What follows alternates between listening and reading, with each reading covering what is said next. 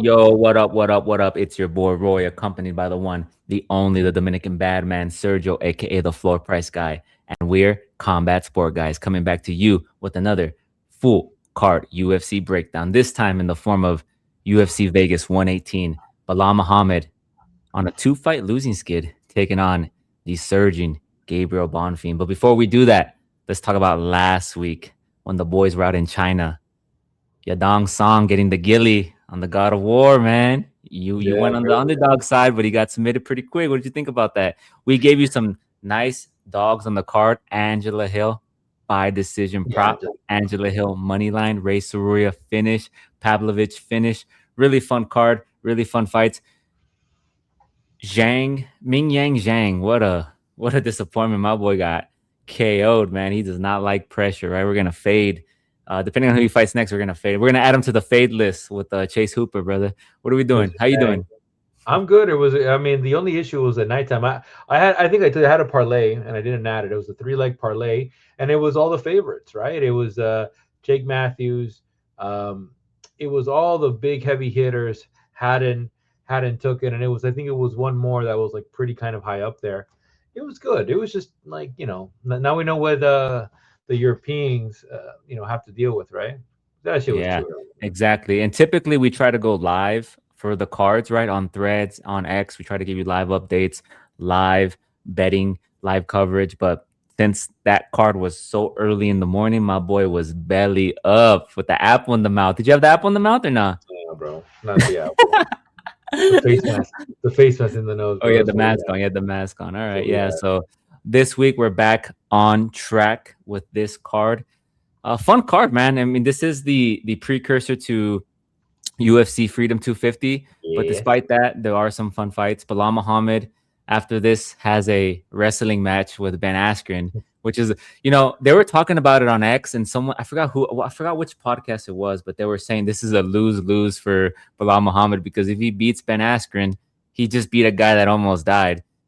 Yeah. But if he Right. loses to him, he just lost to a guy that almost That died. almost so, died. so who knows what the outcome's going to be? Who knows what's gonna happen, but very interesting in that regard. But let's get to this card, man. Fun Yes, card. We sir. have some women kicking off the card. We have Ariane Carnelosi taking on Ketlin Sosa.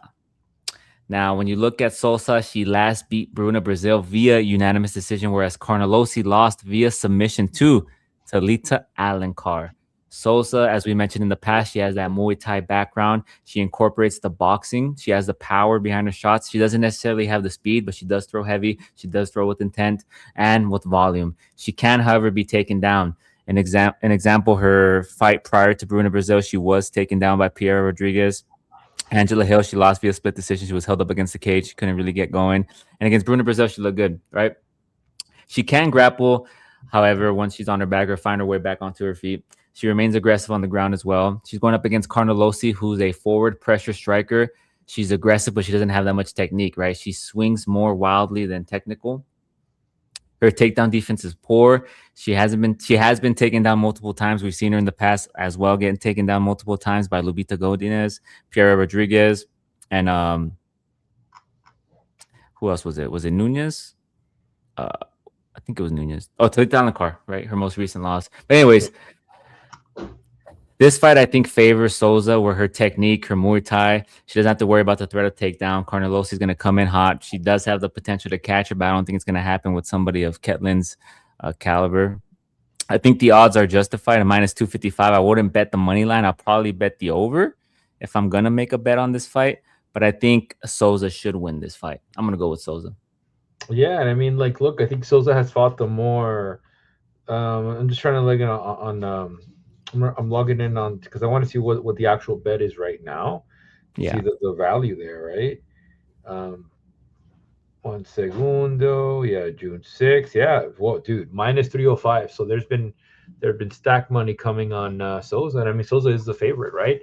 Shout Yeah. out to Jessica Andrade, um, kind of coming back in a different form because that's what the style is versus Ariana. But like Ketlin, even her last two split decisions were close fights. Like I really had Hill Souza winning Hill. Um, but against like Ariane, this is the murder, bro. It's done, bro. That's it. Skip this one, bro. Okay, you're talking about the over. I'm saying Sosa gets it done in the under. So Okay. Well, that's I good. think I think she gets it done in 2 rounds.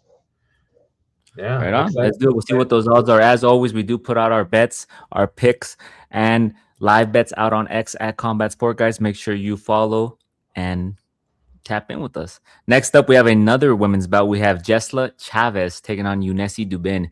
Dubin came in with a lot of fire. She came in with a lot of hype behind her after getting that KO victory on the Dana White Contender Series. We were one of those that were licking our lips. We were salivating. We thought, oh, she's gonna take out, Carly Judice, and wrong. She ended up getting KO'd last time out in her UFC debut against Carly Judice.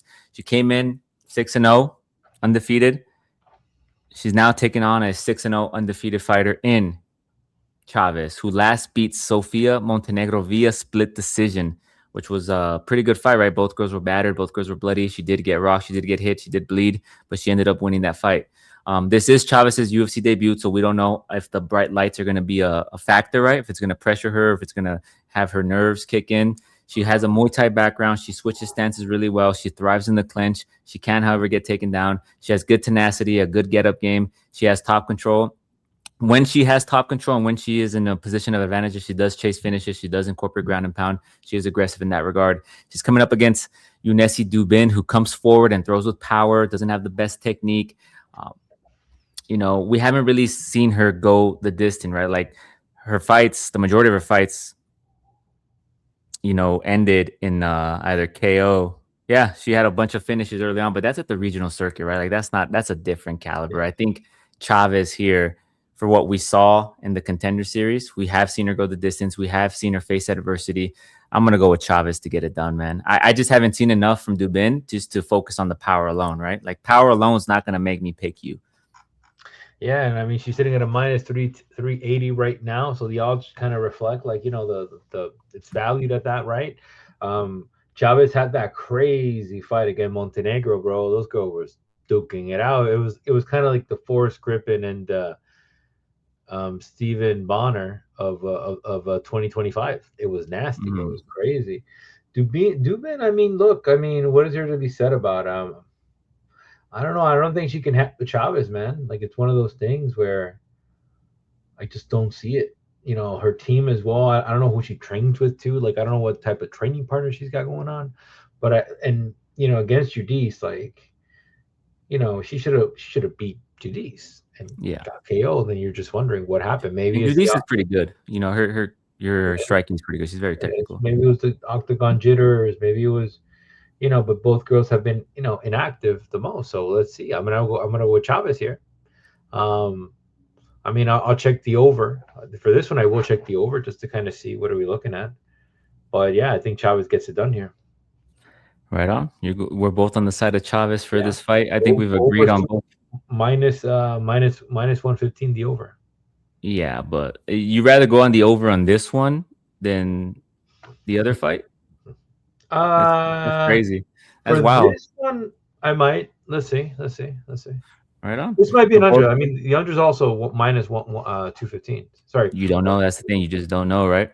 So we're both on the side of Chavez. We're both in agreement for all these fights thus far. Let's move on to our next one. We have Jordan Levitt taking on the ever so aggressive Joe Ooh, Anderson Brito. Levitt last time out beat Yader ooh. Devaya via unanimous decision. And in that fight, like a lot of people, including us, we picked Yader Devaya to win because we saw what he did to Isaac Togarrian. And then we saw how he got beat by Jordan Levitt. It's kind of like, bro, what a scam, right? What a scam. What a scam, bro. Like Isaac Togarrian, fuck you, bro, wherever you're at. Anyways, Joannison Brito last beat Isaac Thompson via unanimous decision. Levitt, as we know, he's a good grappler who gets busy and does pose a submission threat once on the ground. His takedowns have improved in his last two fights, but prior to that, his takedown entries did look a little suspect, right? He wasn't setting him up with the striking. He was shooting from farm. He was telegraphing them. He's 3-2 in the UFC when it comes to subs, meaning he's won 3 by submission and lost 2 by submission. A lot of people are going to look at this fight and think, oh, this is going to be Pat Sabatini versus, Joannison Brito all over again. But the difference is Pat Sabatini is a way better grappler. He's a way better wrestler, and he has the control, right? Brito, when you look at him, he's a violent striker and grappler who has been exposed for not being able to fight off his back, as we saw in the Pat Sabatini fight, right? He got controlled for like the majority of the fight, 13 of the 15 minutes, whatever it was. However, if you can't secure takedowns to put a pace on you on the feet, incorporate the grappling in his own, and just get busy, right? He fights at a high pace.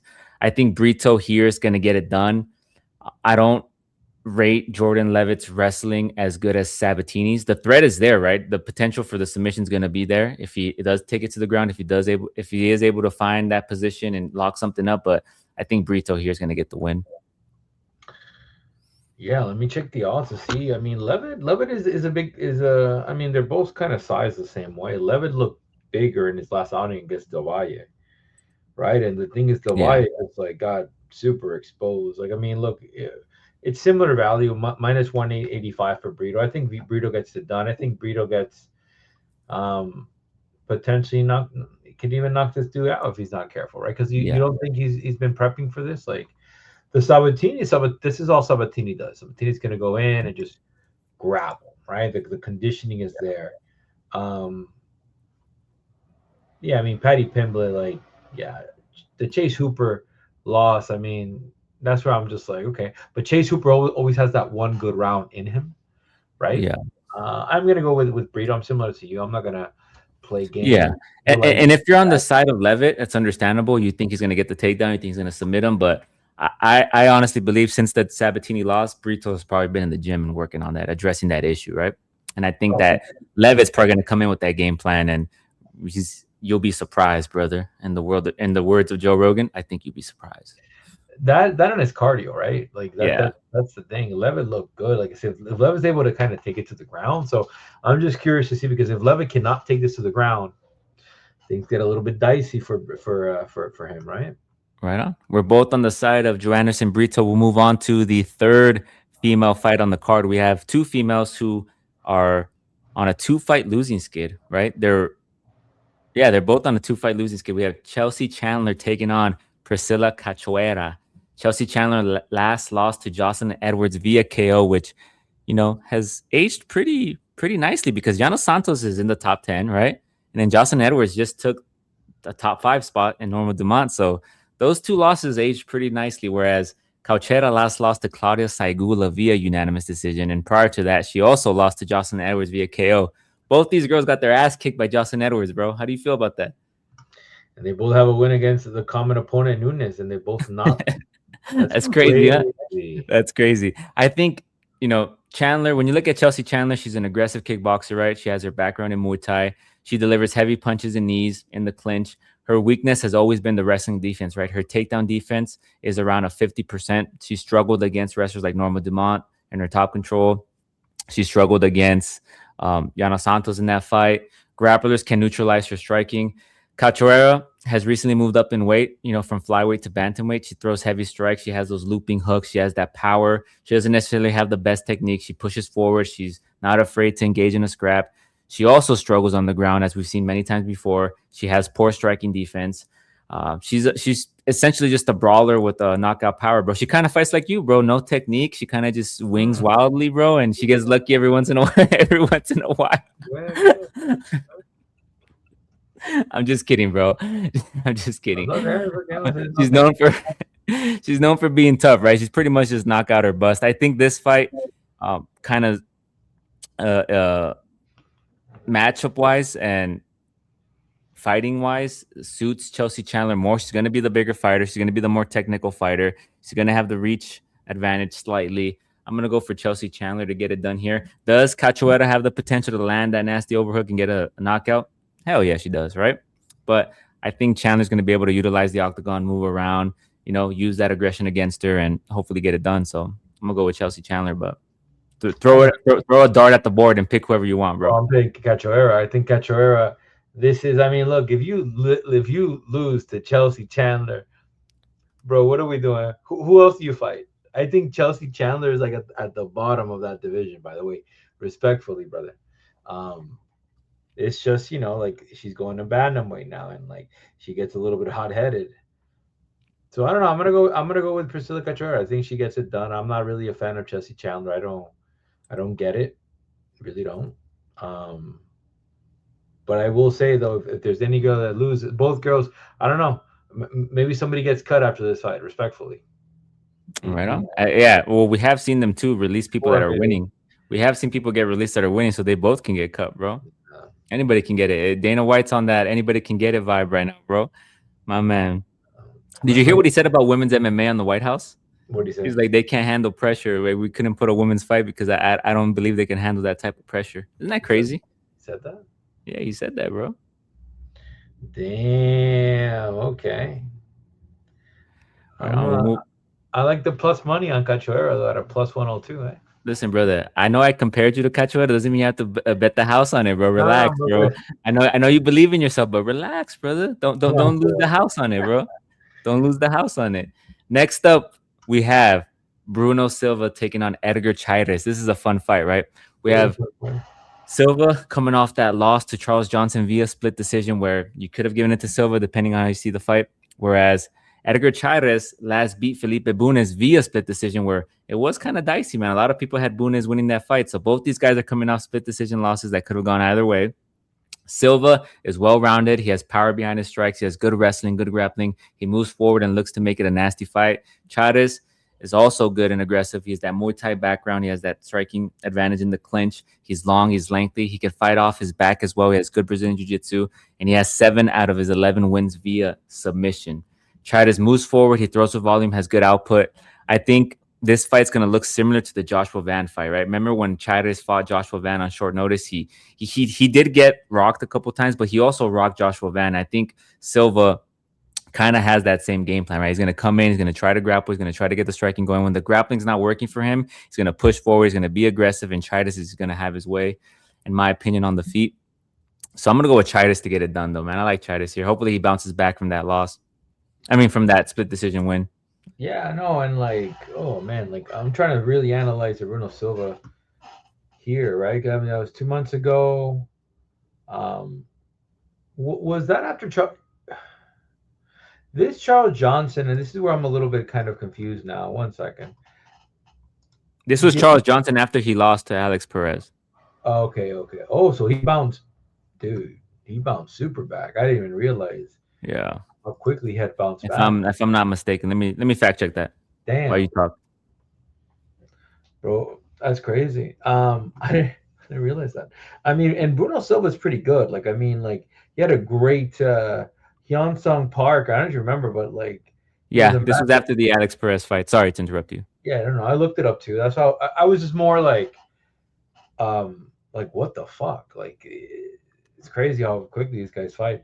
But Hyun Park had came in the favorite, massive, and Silva just took it to him. Van Mano Cape, and this is where it gets interesting, right? Because I think Edgar Chairez is has a good reach, but I think Silva's going to be able to get on the inside of Chairez. I think what's the common opponent here? Manok. There's a lot of common opponent, but Joshua Van. Joshua Van. If he's able to do kind of come on the inside of Chairez, I think he does well. This is a pick'em fight. This is not, don't make a mistake about it. Yeah, the Uh, odds are close. yeah, yeah. I mean, I'm gonna go with Silva here. I'm gonna go with Silva. I just and like I'm going against range this fight, but I just like how Silva fought Park. I look at that fight and I see, okay, well, this is how you fight a guy like this, and it was up to perfection. Now he can't go striking with this guy. He can't like jab to jab with this guy. He has to put combinations, take him down, go for the gate. So he's gonna have to incorporate his big MMA game versus Chairez. Chairez has to be lengthy, just jab, Well, if cross, you look kick. at Silva, like if you look at his last 5, Hyung Sung Park and Cody Durden are both primarily grapplers, and he has the upper edge against grapplers, right? He's losing to all strikers. Charles Johnson, who can Yeah. grapple to, Joshua Van, Manel Kopp, and I think Chairez is a way better striker than a Hyung Sung Park, bro. What are we doing? Yeah, there's always that if. There's always that little, little dent, and I think Silva might be the dent here. Like I said, the reach concerns me a little bit, but I don't think Chavez is immune to sorry, he's he's great at stuffing takedown defenses. And that's what I'm betting on, right? I'm betting on that he goes in there, takes the boys down, gets back up, switches it up. So I could be wrong, but let's see. I'm going to go with Silva. Right But the on. odds have both fighters. I mean, they're very close in their respective lines, right? This is minus 125 for Tyrus. Sorry, for Silva. Yeah, they're it's pretty close, the odds, right? Depending on what side, I see a path to victory for both of them. I agree with you. If he's able to land those overhand rights and then find takedowns, right, and win off points like that, style points, get the control, work. We'll see. We'll see what happens, right? Because Bro, in that Bunya's fight, like Chidis had to turn it. Like in that first round was kind of suspect, right? He turned it up in the third round, wasn't it? Wasn't the third round the decisive round where he turned it up yeah. because he realized like he was losing? So he's gonna have to turn it up from the get go, not wait till he's down. So we'll Bro, see. before you say anything, what are we doing here, dog? What are we doing? What are we doing with this fight, bro? What are we What do you doing? mean? What the fuck is this fight? It's a good fight, bro. It's a fun fight. It's Freedom a ranked 250, bro. contender versus the guy that. Go ahead, bro. Well, sorry for intro. Go ahead. Go ahead. You said a ranked contender versus what? I don't get how John got a ranked contender. I don't get it. Oh, you're talking about this next fight. Okay, I thought you were talking about No, Silva and Chidis. no. Just jumping guns. Listen. This is a way for me. This is a way to build back up Marcus McGee, right? Anyways, we have Marcus McGee taking on Jan Yanis. McGee last lost to Peter Yan via unanimous decision, where Yanis last beat Jamie Siraj via KO. McGee is a powerful striker, good boxing, has solid takedowns. He also has solid takedown defense. Once on the ground, he searches for submissions, can scramble really well, get back up to his feet if needed. He's fast. However, he is susceptible to leg kicks, right? Remember that John Martinez fight where his leg was just beat up? That's the only image I have him. Every time I think of Marcus McGee, I think of that Martinez fight where his leg was chewed up and beat up. But anyways, he's going up against Giannis, who is a striker with a lot of striking power and pop. He's a southpaw with good boxing. He has struggled with his takedown defense in the past. That's how Bashi beat him. He took him down and submitted him. Up against Siraj, Siraj went 0-2 in the takedowns and wasn't able to get it to the ground to find that success, and he was beat, right? He was beat on the feet and ultimately taken KO'd. I think this fight's pretty simple for McGee. I think he's the overall more well-rounded fighter, and I think if he comes in with the game plan of, especially against a southpaw, is getting in those takedowns early, right? Getting in those takedowns, not engaging in the scrap, not letting Giannis find the range and getting his jab going, right? Closing Yeah. the distance, getting those takedowns, and kind of just grinding them out. So I'm gonna go with McGee here. I think he's fought the tougher competition. He's the more well-rounded fighter, and he has the threat of takedown. Whereas Giannis, we've seen him in the past struggle with that. So I'm gonna go with Marcus McGee here. Yeah, I mean, look, we're gonna default into McGee right away. I mean, there's no. I think the only reason why he got this fight, there has to be like, if I go back, bro, McGee was supposed to fight somebody else. No, yes, he was. He was, yeah, there it is. He was supposed to fight Jacob. Jacob, the guy that's been fucking winning. Bro has just been winning. Patchy Mix. Yeah, This is what I'm saying. Like, I don't understand why John was fighting for that, because it doesn't make any sense. And I saw John live in Canada. He beat an up and coming Canadian prospect, and GG's for him. you want to talk about not making sense, bro? They gave Umar Nurmagomedov David Martinez. Did you see that fight? It's like my boys. Wants to stay active. He wants to stay active. That's crazy, bro. He He went wants from fighting the top 5 to fighting top 10, I think, top 15. So I mean, good on David Martinez, but David Martinez yeah. better. I don't know what, bro. You know what? Skip the training camp, bro. Just run and do witchcraft, bro. That's And what I you got. like David Martinez, but Umar is fuck. That's tough. But anyways, sorry. Yeah, it is. It Continue. is tough. 100. We're not. We're. That's what I'm saying. Guy is very complete. But going back into this fight, I don't get how, like, because Marcus fought Peter Yan. Peter Yan then went to fight for the belt, dude.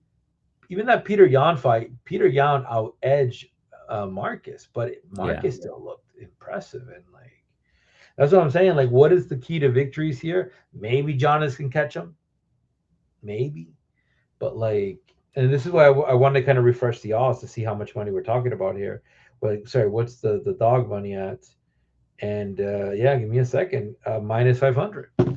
So I don't know. I think you got to be careful with those parlays, but maybe a finish, maybe to decision. Maybe a finish, maybe a sub. What's the sub prop at? Mm. Because I think that'd be pretty enticing. That'd be pretty appetizing, like you say. Plus 350. There we go. A little fiver. I know you like your fivers. Throw a little fiver on that. Or if you want to throw 100 on that, make 450. That seems good to me. I like that. There it is, bro. Listen, bro. People are saying that if you grab Marcus McGee and you put you got Marcus McGee, bro, and you put Costa, bro. Hey, whoa, we haven't even talked about that fight, bro. Chill out, You're bro. looking like We're gonna talk about that fight next. Next I'm up, dead. we're both on the side of Marcus McGee to get it done. For one, we think he's the better overall fighter. He has the grappling takedown threat there, so we're on that side. Make sure you follow us on X at Combat Sport, guys. We'll put out our picks and our bets tomorrow after the weigh-ins. We like to do it after the weigh-ins because one, we want to see if the fight's actually going to happen, right? Some of these cats, they don't make weight, fight gets canceled. And two, we want to see how they look, right? In those face-offs, in those stare downs. So I know floor price gauges that as well. So I love that. we'll move on to our next fight. Matt Schnell taking on Alessandro Costa. Schnell last lost to Joseph Morales via submission, whereas Costa last beat Stuart Nickel via KO. Listen, I'm never gonna pick Matt Schnell because when he beat Jimmy Flick, I'm not crazy. Didn't he lay his gloves in the ring and said he wanted to retire, bro? And then he came back. That was Cody Durden. No, it was him. It was Matt Schnell. I have it in my notes here, bro. I said, where was it? Was it Cody Durden? No. Yeah, look. Against Durden, he laid his gloves down against Flick.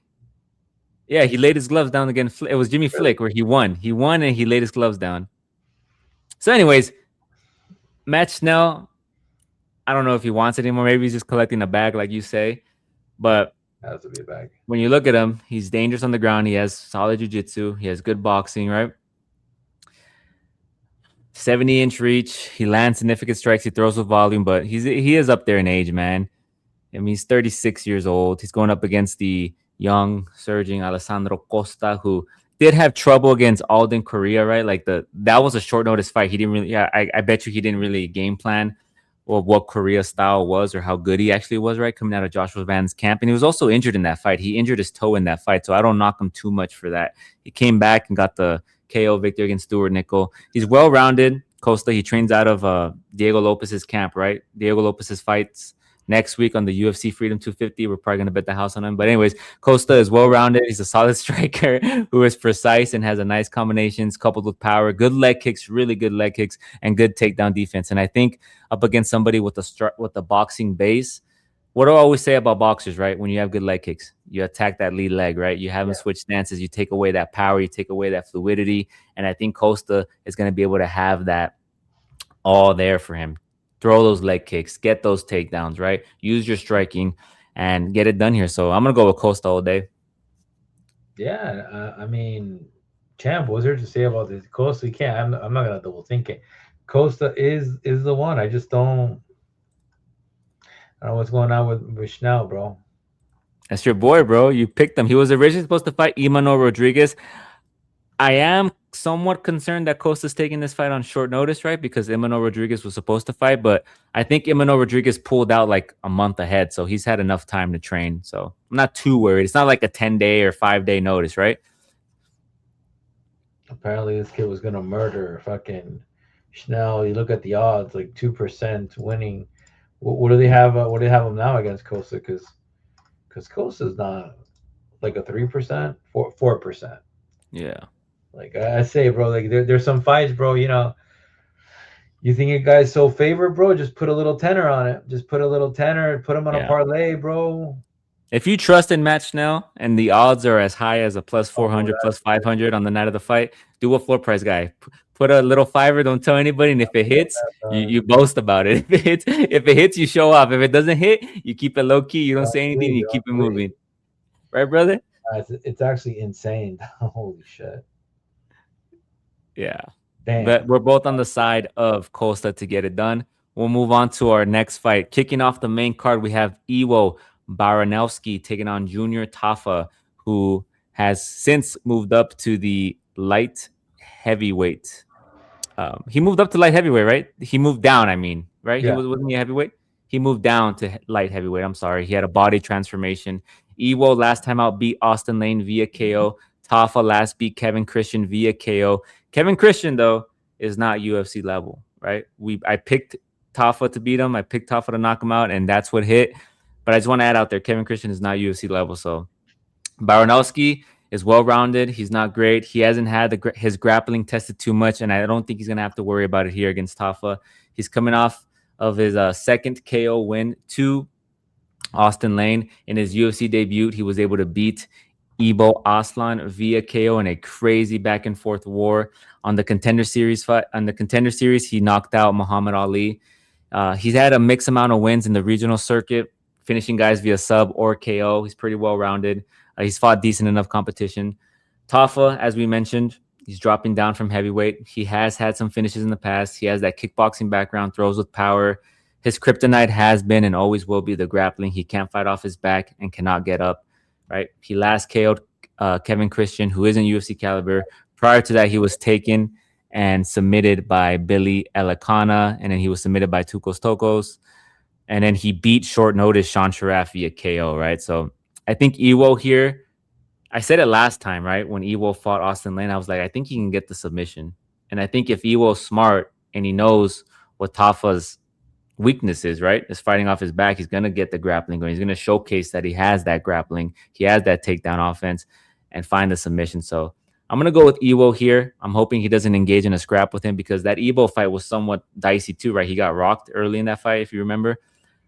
But I think he could find the submission here. I'm liking the odds. I think it's a plus 350 last I checked. What are the odds on the submission? Because I'm going to go with Iwo to get it done inside the distance, but probably submission. I think he's going to find a way to submit Tafa. Let me double check.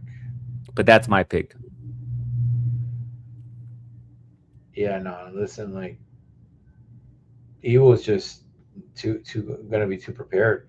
No, let me fight props. Let me see fight lines, fight props. No, nothing yet. Just basically submission, takedowns. There's no submission yet. It's weird. No submission? In DraftKings, no submission. No, there's nothing yet. Interesting. But if I mean, look, let me speak a little about this fight. Like, I mean, if you're, in the side of Iwo, get into an exchange and then shoot. Get Top excited. Get him to think that you're gonna get him excited. Get him excited, bro. Tafa's gonna Tafa, bro. Let's see. That's the thing about it, right? Billy, we saw what happened because the Billy Elikana fight was a great example of that, right? Like he swarmed early, and then Billy Elikana took over. Yeah, very good. And the common opponent has been Kevin Christian for both these cats. So I'm gonna go Kevin Christian. Yeah, Kevin Christian, the guy that Tafa knocked out. Yeah, but also Billy Elikana had fought Kevin Christian. These dudes have been in a romantic circle fighting for a little bit. These three dudes. Yeah, bro, you know how it is. I'm gonna go with Iwo. Iwo gets it done, bro. He was we'll see how much chaos he inflicts in that round. Let's just say that. Right on. We're both on the side of Iwo Baranowski to get it done. I'm on the side of him finding it via submission. You're on the side of him getting it done by any means, right? So we'll move on. We'll move on to our next fight. Bryce Mitchell taking on Santiago Luna. Bryce Mitchell's coming off of his debut in the bantamweight division where he last beat Said Nurmagomedov via unanimous decision. Said Nurmagomedov has an issue with his gas tank, right? I think that's common. I think he ended up winning that fight. He ended up edging it out. But he was put in compromised situations in that fight, right? He did have a couple guillotines thrown up against him. Said Nurmagomedov's pretty dangerous on the ground. Luna last beat Angel Pacheco via unanimous decision. What do we know about Mitchell? He has that grappling background, right? He does have a black belt in Brazilian Jiu-Jitsu. His wrestling allows him to control opponents on the mat. He's looking to take you down, level change, and just control you and ride out the decision, right? His durability has helped him weather storms. An example, he's fought individuals such as Gene Silva, even though he got submitted in that fight. He's fought Ilia Topuria, so he has fought some heavy-handed opponents. I think, most famously, he's the one that got knocked out by Josh Emmett, right? People love to post that video of him shaking on the ground. Luna is coming in on, I believe, if I'm not mistaken, is he coming in on short notice? Yes, Bryce Mitchell was supposed to fight Victor Henry in this card. So Yep. Santiago Luna is coming in on short notice, but that's not new to him. He came in on short notice in his UFC debut, right? UFC Mexico or UFC Noche, I think was his debut. He has good boxing, good footwork, good jab. His two fights prior to the last were in featherweight, so he's going to be the bigger fighter here. I think, whereas I always thought Bryce Mitchell was kind of an undersized featherweight, right? Whereas I think Luna's a bigger bantamweight, if that makes sense. You get what I mean? He's going to be Yeah. a bigger guy here. He's a striker who comes forward. He has aggression. He has nice pop behind the shots. He went to a decision last time out for the first time. His cardio looked good. His boxing held up. He secured 5 of 5 takedowns. He was taken down once. He was able to find himself back to his feet, shrimped, got to the octagon side, got up. His takedown defense will be tested here for the first time. I think Luna's the better overall, well-rounded fighter, right? He has the striking, he has the wrestling, he has the get-up game. Whereas I think Bryce Mitchell is just looking to hold you and keep you down. So I would be more confident on Luna if he had a full camp, but I'm gonna pick him here, especially if they have him as a dog. I'm gonna pick him here to get it done. I like Luna. I like from what I've seen from him. Damn. I just gotta say damn, because if Bryce Mitchell loses to this cat, you gotta do a little bit of soul searching, bro. And like I Me? get it. Me No, or Bryce? no, Bryce. Oh, Because like this is like, I just don't know how much is Bryce doing outside of the camp in terms of, like, is he more into like his controversy speaking, right? Like I don't know where he's at right now, right? yeah. Again, Luna, Luna's going to come in to try and knock this guy out, right? That's the thing. I didn't see up at the Pacheco fight. I need to kind of sit down and revisit how he did, because I know everything else has been KO submission, but this particular fight against Pacheco, Pacheco was revealing in the sense that prior to that he was finishing all his fights in the first round, so it was good for him to go to a decision, and he was tested a little bit in the grappling. Right, he got taken down, but he also secured takedowns on his own, which was good. yeah, I'm gonna go with Mitchell. I think after you said that, I'm gonna check the fight one more time, but I think the bet is Mitchell. Mitchell has the full camp. Mitchell understands that he can't go, because he can't go head to head with this cat. He can't, Yeah. because this And cat then can score. looking at Mitchell's like record, right? Like he struggled against people who can do both, who are well rounded. Like Yeah. Gene Silva can strike and he can grapple. He's beating guys that are primarily grapplers, like Kron Gracie, jiu-jitsu, boot scooting. He he just wants to get the fight to the ground. Said Nurmagomedov, grappler. He beat Dan Ige. I mean, Dan Ige's pretty well rounded. He lost to Josh Emmett, striker. So who can grapple as well, right? He's a wrestler. So I don't know. I just see Santiago Luna having everything there for him that I'm not going to be too concerned. I don't think he's going to be able to control him. If he does get controlled by Bryce Mitchell, Santiago Luna, man, do some soul searching as well, brother. Get in Yeah. the gym. Well, I mean, yes and no, right? Because he's also 21 years old. Like, Yeah. you got to think about it. Like how much pounding has this kid received? Because that's what I would just say. Like, is he in one of these super camps where they're molding the camp with him and he's like the star now, Yeah. right? Because And the thing too is, as I mentioned, like he's typically fought at featherweight, but at bantamweight, man, he looks good. And I think he's gonna be the bigger of the two, and that reach advantage, 74-inch reach to a 70-inch reach, right? It's gonna work well for him as a boxer. Because I don't think Bryce Mitchell has the threat of the leg kicks. He has, he's not gonna be able to close the distance. So if he gets that jab going and utilizes that footwork in a small octagon in the apex, could work well for Luna, right? yeah, So we'll see. if he's able to, yeah, I guess, yeah, like, yeah. And And it's not even, I'm not mad at the Bryce Mitchell pick. I was gonna pick him initially, and then I thought about it, and then I rewatched the Luna's fights. I was like, okay, Luna's you know, actually you know, really good, bro. I would have preferred if he fought Victor Henry, because he would Victor have Henry been would an have been an underdog. easier fight. Yeah, He also would have been an underdog against. Like, I don't know why, but they had him at an underdog. So yeah. against this fight, like, there's a lot of variables. Um, yeah, man. Let's see. Listen, if Bryce Mitchell's able to come out featherweight, what he did to Dan Ige, what he was doing to the majority of his opponents, like, I give this cat a shot. But like I said, like, I think Diego's too young. I'm not mad at it. I'm not mad at it. It's Bryce Mitchell. You're picking him based on the reasons we pick people Yeah. normally, right? He's fought tougher competition. He's top fought in the top 5, right? He's fought in the Yeah. top 10. It should be a no-brainer. But I think Santiago Luna is a pretty good prospect, and he's Mexican, bro. He's Latino. I gotta stick with my brothers, bro. What are we doing, bro? Oh, yeah. What are we? Well, No, I'm just kidding. But from a technical standpoint, I think he's more well-rounded. We're on opposing ends. We'll move on to our next fight, which one of my favorite fighters, Fares Ziam, taking on Tom Nolan. This is a fun fight. Ziam last beat Nazim Zadikov via KO. Nolan last beat Charlie Campbell via submission. Charlie Campbell came in on short notice in that fight, if I'm not mistaken. He got it done. Ziam is a technical striker. He's long, he's ranging, he has that kickboxing background. He can pick and pop or get in the clinch and throw elbows, secure takedowns. He's really well-rounded. He's really good. But he primarily sticks in on the outside in point fights, right? Against Saudikov, he outstruck him and secured 2 of 5 takedowns with 5 minutes of control time. Prior to that, he showed how much of a dog he was against Mike Davis in that Abu Dhabi card, right? Was it Abu Dhabi? It was across the world, if I'm not mistaken. Tom Nolan is on a 4-fight win streak. He last beat Charlie Campbell via submission. He's long and rangy. His striking is decent. He can be accurate and technical. He doesn't have the best takedown defense. However, he can offensively grapple and secure takedowns of his own. I think for me, the pick is going to be Fares Ziam. I think he's the better fighter overall. He's the more well-rounded fighter. And he took a guy in Nazim Sadikov who trains with Merab Dvalishvili, took him down fairly easily, right? Controlled him. What do you think he's going to do with somebody in Tom Nolan who does have suspect takedown defense, bro? Right? I'm going to go with Fares Ziam, bro. I've been picking him every time we've done this, and I haven't been wrong yet. So I hope I'm not wrong this weekend, but Fares Ziam is probably my lock, bro. My guy. Your lock, really? My guy, bro.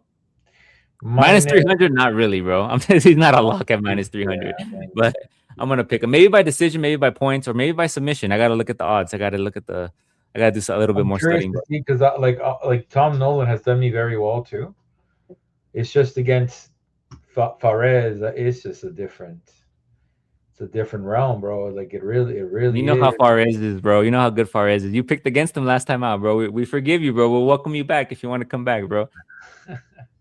Well, Sandikov was like to me Nah, like Sadikov's a bad man, and what he did to him is like, damn, how good is Fares, bro? yeah, Mike Davis is a bad man. He was a dog against Mike Davis. Remember that? yeah. And Well, then that's people the want to thing. say, oh, it was the paint in the locker room. It affected him. Get the fuck out of here. My boy's talking about streaming and gaming and doing all this other shit. What affected him in the locker room? The paint. Remember they were talking about the paint. It affected several fighters. Because, yeah, he went on a podcast after he talked about how the paint affected him. It affected, I think, Rosenstruck. Affected a couple people. The time. The time, but the paint. They had just painted the locker room, and like the fumes from the paint affected some of them. Yeah, they talked about it. That's crazy. I gotta find it. I'll show it to you. Yeah, I'm gonna go with Ziam. I'm not gonna overthink it. I think Nolan is good, but like I haven't seen really a ground game from Nolan. Like he did good against Barshev.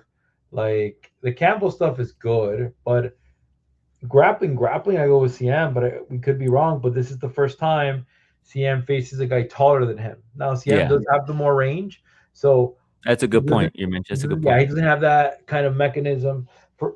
Oh man, this is crazy. This is a good fight, by the way. I'm gonna go with Ziam. Right on. We're both on the side of Fares Ziam to get it done. We'll move on to our co-main event. We have, earlier you said, what are we doing with this fight? I'm gonna throw this at you. What are we doing with this fight, bro? We got Brendan Allen taking on Edmund Shabazian. Brendan Allen last beat Rene de Ritter via KO, where he had it was KO, but it was retirement, bro. Yeah, it's funny how they put retirement. He had my guy quit on the stool. He came out. Was it the 4th round or 5th round where he's like, "I'm done, bro. I'm not coming back." This dude. And I think entering the fifth round. It was entering the 5th round, right? There's an image of him picking up Rene de Ritter, just carrying him. He just mollywopped him, right? Shabazian last beat Andre Muniz via KO. Allen is a Brazilian Jiu-Jitsu black belt. He looks to grapple. He has decent striking. He has that kickboxing background, right? He doesn't necessarily mix the two really well. Like his fight against Anthony Hernandez or Imavov, right? Like against Anthony Hernandez, he was having the luck on the feet, but then he chose to grapple, right? Against Imavov, he was struggling with the grappling, and he just kept going for the grappling. Remember, his takedowns look so desperate, but I don't knock him for that too much, despite him looking desperate in those takedowns. Vittori was mainly a striking bout when he fought Vittori. I think that was his last. That was a fight prior to the Rene de Ritter. You know, Marvin Vittori was a striking bout. It was kind of like a grudge match. He did get some takedowns in that fight. I think he went 3 or 4, but primarily striking. And then he put a pace on de Ritter, which ultimately led de Ritter to quitting. You know, he's going up against Edmund Shabazian, who's called the Golden Boy. He has really good striking, that good boxing background, that nice jab. He has been unreliable in the past. His takedown defense is a solid 66%. I mean, he should be 5-5. That Gerald Mearshart loss was his mistake. I'll stand by that, right? He should have never went to the ground with him. No. But anyways, I think Brendan Allen is the more well-rounded fighter. This is a hard fight to pick because I wanted to pick Shabazian. Like, if you put your money on Shabazian, just bank that he's going to knock him out early, right? Because he has that power, he has the striking advantage. But I think Allen has more tools, I would say. I'm going to go with Allen, bro. I mean, the 3-round fight, he's coming off of a 5-round main event where he just mollywopped Rene de Ritter, who's a big dude. And I'm going to go with Brendan Allen. I'm just looking at the odds. Like the odds have tumbled down a little bit. I like Edmund in this fight. Brendan Allen sometimes, bro. I don't. He doesn't make the most. Like, bro, you're top 5. What are you fucking doing, bro? Like, turn this fight down, bro. What's going on? You know, my guy, you know, is an American guy. He fought in Canada. He comes out to Canada, bro. All right. He's Then, bro, he's repping Brazil this time, bro. bro, Did you what see are we that? doing, bro? He's repping Brazil, bro. He's repping this for his wife, bro. Listen, there's things you wouldn't do for your wife, brother. I guess so, brother. But There you go. My man. Good man. Good man. no, but it doesn't make sense to me because Edmund's not even ranked. So it's one of those things of like, this is like, why would you even take this fight? Like, what? Like at this point, bro. Like, you know, there has to be like some level of common sense of like, yo, brother, you don't want to become champion, bro. Oh, my boy got excited because he was training with Hamza. This is what Hamza, one of But Hamza's bro, training but partners. bro, look at the level of competition, bro. Like this dude, 100%. this dude's fought Dylan Budka. What are we doing, bro? Andre Petrosky knocked himself out. Yo, don't be hitting on the Budka, bro. Andre Muniz, bro. AJ Dobson, and then look at who Brendan Allen's fought. Rene Killer. de Ritter. People were shouting that he should get the title shot before that fight. Marvin Vittori. Yeah, Marvin Vittori. He's still in top 10. Anthony Hernandez, who I'm prior gonna go to with that Edmund, bro. You know what? prior to that Sean Strickland fight, bro, was top dog. Nasruddin Imavov, he's fighting for the title next, bro. And then Chris Curtis via split decision. Listen, brother, I'm just giving you these reasons because this is why you pick some of these other cats because they fought tougher competition. I'm just saying. I mean, Edmund Shabazian is good though. His striking is good, but the level is just different, bro. I think Brendan Allen fought the upper echelon of the division.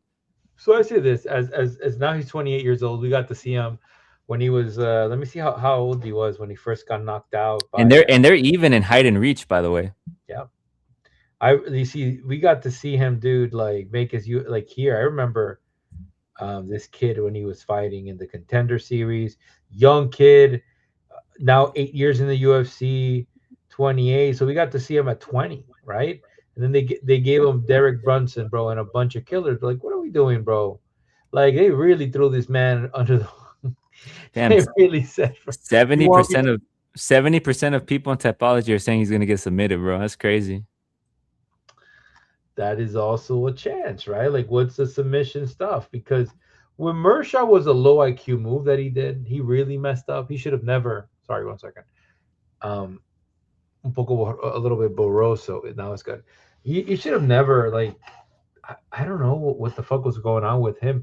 And that's the thing. What I was gonna say was, so he's shown signs of greatness, but once he's been put against that higher tier, he fades. And you can see it on the Golden Boy. You can Oh, you're see it talking with about Edmund.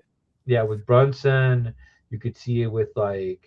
We're gonna see if he's improved against Allen, bro. Because Allen's up there, bro.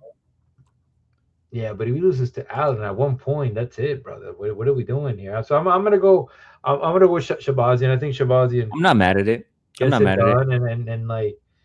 If you're banking on Shabazian, you're banking on the fact that he's able to get it going on the feet and put him out. I think that's his path to victory, right? Put him out early because if Allen's having success with the takedowns because he does have poor takedown defense, it's gonna be long, bro.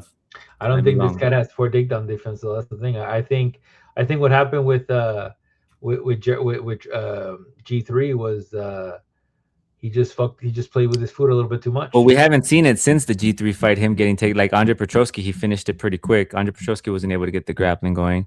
Andre Muniz, what are we doing there? It's like, Brennan's gonna be the first one to be like, all right, brother, let's see what you got, right? Let's really test it. Because Yeah. Brennan, if he's smart, he's not gonna want to box with this dude who has good boxing. He's gonna go for his one weakness, right? And is it a weakness? We're gonna find out. We're gonna find out. We're both on opposing ends. We'll move on to our main event. We have your boy. You better check into Chicago when you call Bilal Muhammad versus Gabriel Bonfim. Listen, brother, whenever you go to the States, bro, do you check in with Bilal Muhammad? Do you send him a little DM? Like, listen, brother, I'm gonna be in Chicago. Just make sure I'm good. No one hassles me or anything. I'm dead, bro. Come on. What are we doing here, bro? You told DDP, bro, you better check in when you come in. Anyways, Muhammad is on a 2-fight losing skid ever since losing his title to Jack Della Maddalena. He lost to him via unanimous decision, where it was primarily a striking clinic. And then Ian Machado Gary, he tried to strike with him, and then he realized it wasn't working, and then he reverted back to his old ways. It was a 3-round bout, and he lost via unanimous decision. He's going up against Gabriel Bonfim, who is 19-1-0. He last beat Randy Brown via KO. Muhammad has good cardio. He has the 5-round experience. He's a nonstop wrestler who pressures forward, secures control over his opponents. His striking has improved. He's made it a point to showcase that he can strike. He's not a boring fighter. He refers to himself as having Canelo hands. He throws with volume, but he's coming against Bonfim, who's the better of the Bonfim bros, right? Bonfim has good boxing, solid BJJ, good grappling, really nice leg kicks. We saw that against Randy Brown, right? He chopped at that lead leg, and then he ultimately took him down that way. Beat him, chopped him down. Yeah. Prior to that Randy Brown fight, though, it was the first time in a while that we saw him. It was the first time since he lost, right, to Nicholas Dalby via KO, where we saw Yeah. him kind of like in shaky waters, right? But Stephen Thompson's like an MVP type of fighter, man. He's really hard to gauge his movement. He's unpredictable. He got rocked with the leg kick. He ended up winning that fight. Prior to that, against Chaos William, he was able to neutralize his power, right? Chaos Williams shoot for the takedown. He timed it perfectly. He secured the submission. I just think that Thompson fight was where he managed the range like poorly, and it was too unpredictable for him, right? Uh, I think here though, against Bilal Muhammad, this is going to be Bilal Muhammad's probably toughest opponent that he's fought as of late, right? Like most dangerous, because Gabriel Bonfim does have knockout power. He does have the submission threat. He has solid jiu-jitsu, and his get-up game is pretty good, right? So what I think is the only concern on the Bonfim side is the cardio, right? If this gets to the 4th and 5th round, what everybody's saying is, if Bonfim gasses, Bilal Muhammad's going to be able to, pull away, maybe get a KO, maybe finish him. But I think Bonfim, with the threat of the guillotine, those takedown entries, his striking, his leg kicks, I think he's going to be able to put it together here and get it done, man. So I'm going to actually go with Gabriel Bonfim against Bilal Muhammad. But if you're on the side of Muhammad, I could see the reasons why. I'm not mad at it, but I trust Bonfim more here. Early finish, I think. Yeah, and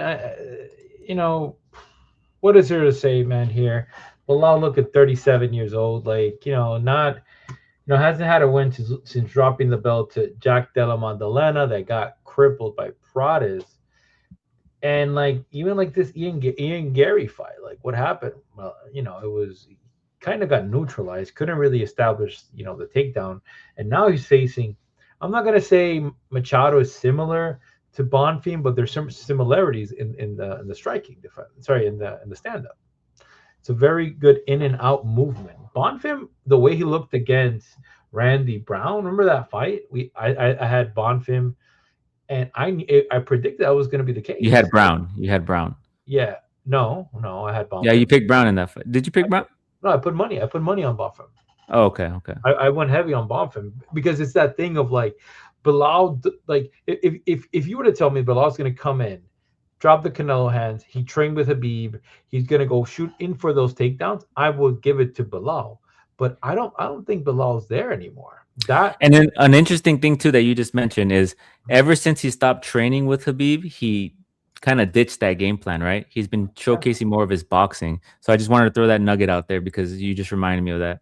yeah, and I think that's why I'm picking Bonfim on this. I don't think he gets it done. Like it's just like the way he looked when he was with the Habib camp, it was just like day and night. And then you're seeing this guy kind of deferred from that strategy, right? Even like with Leon Edwards, it was the same thing. Heavy grappling. That's how you deal with the guy. Heavy grappling. Heavy. Don't strike. It's all good. It's insane, bro. But I'm gonna go. I think the pick here is a very simple pick, and Gabriel Bonfim gets the upset. So yeah, I mean, if you believe in this man, what do you call it? Put some money down. Yeah, I think I'm on the side of Bonfim. Hopefully he finishes early.